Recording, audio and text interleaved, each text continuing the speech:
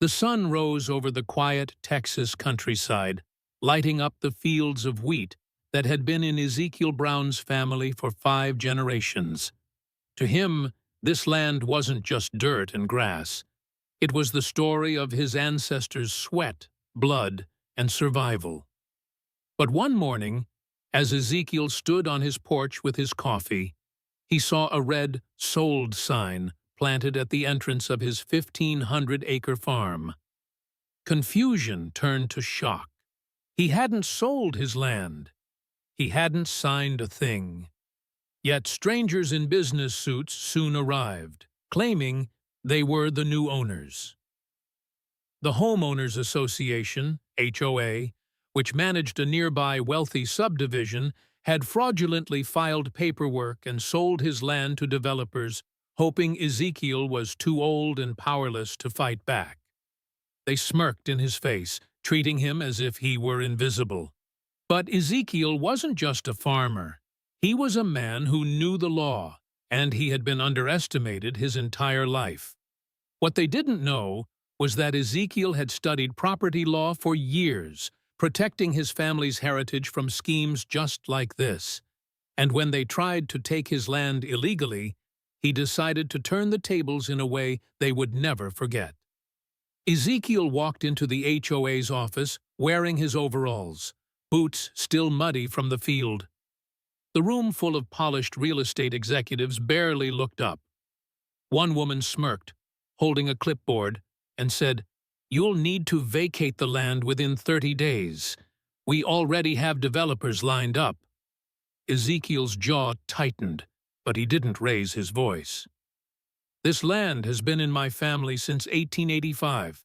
You can't sell what you don't own." But they laughed. "It's done. You can't afford a lawyer anyway."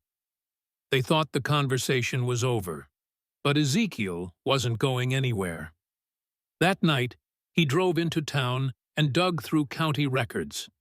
Hours turned into days, and days into weeks. He uncovered a paper trail of fraud, forged signatures, and backdoor deals. The HOA had used fake documents to claim he had abandoned the property, even though Ezekiel lived right on it. What the HOA didn't know was that Ezekiel's late wife had been a paralegal, and she had left him with more than love. She left him with knowledge. He understood property liens, adverse possession laws, and foreclosure loopholes. And while the HOA played dirty, Ezekiel prepared to play smarter. He filed a lawsuit, not only proving the land had been stolen, but also attaching liens to the personal homes of every HOA board member. Their mansions, their vacation properties, even the very subdivision they lived in. Suddenly, all of it became tied up in Ezekiel's legal counterattack. The same people who had mocked him now found letters nailed to their doors, warning them that until the case was resolved, their homes could not be sold, refinanced, or touched. The local news caught the story. "Farmer fights back against HOA corruption," the headlines read. Suddenly, neighbors and strangers started showing up at Ezekiel's gate, cheering him on. "Don't let them take your land, sir," one young man said. "We're with you." The HOA board panicked. Their subdivision depended on real estate turnover. Without sales, they lost money fast. They called Ezekiel into a private meeting, thinking they could intimidate him. In a sleek glass conference room, they slid a check across the table. "Mr. Brown," the chairman said, "we'll pay you $5,000 to walk away. Think of what you could do with that money." Ezekiel glanced at the check, then pushed it back. "You think my ancestors' graves are worth $500,000?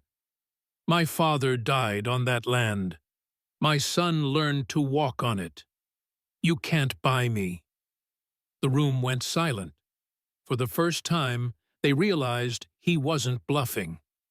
But Ezekiel had an even bigger surprise. During his research, he found that the HOA itself had been built on land with faulty titles. Decades earlier, the developers had failed to file proper ownership transfers. which meant technically the HOA didn't own their homes outright. And as the case heated up, the judge agreed. Ezekiel had every right to foreclose on their properties until restitution was paid. The HOA, who once bragged about selling his farm, now faced the terrifying possibility of losing their own houses. The day of judgment came. The courthouse overflowed with reporters, farmers, and families from the community. Ezekiel walked in calmly, dressed not in a suit, but in the same denim overalls he wore on the farm. It was his silent statement. "I came here as myself, and that's enough." The judge slammed the gavel. The HOA is found guilty of fraudulent transfer, illegal sale, and attempted theft of property. Mr. Brown retains full ownership of his 1,500 acres. Furthermore, restitution is to be made immediately. The room erupted. Reporters scribbled furiously as HOA members hung their heads. But the real shock came when Ezekiel's lawyer announced, "Since restitution has not been offered, my client will proceed with foreclosing on the personal homes of the HOA board, effective immediately." Gasps filled the courtroom. The very people who tried to strip Ezekiel of his land now faced losing the roofs over their own heads. Some wept, some shouted angrily. But the law was clear, and Ezekiel had played by the book. As the verdict spread, strangers cheered outside. Farmers, renters, and ordinary people saw Ezekiel not just as a man who defended his land, but as a symbol of justice against corruption. He had taken everything they threw at him and turned it back, legally and righteously. In the weeks that followed, Ezekiel's farm became more than just his home. It became a gathering place. People came to learn about property rights, land protection, and how to fight back against corruption. Ezekiel taught workshops on weekends, passing down the knowledge he once thought he'd never need.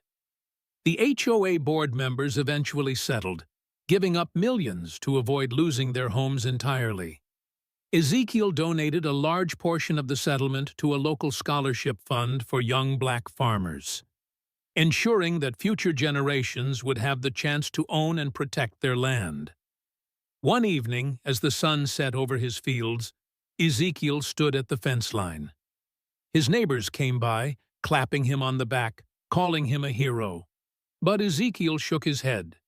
"I didn't do this just for me. I did it for every family who's been told their voice doesn't matter. I did it to prove that the law belongs to all of us." And with that, the old farmer turned back toward his land, the same land his great-grandfather once plowed by hand, knowing that it would never again be taken from his family. Because he didn't just fight for acres of soil, he fought for legacy, dignity, and justice.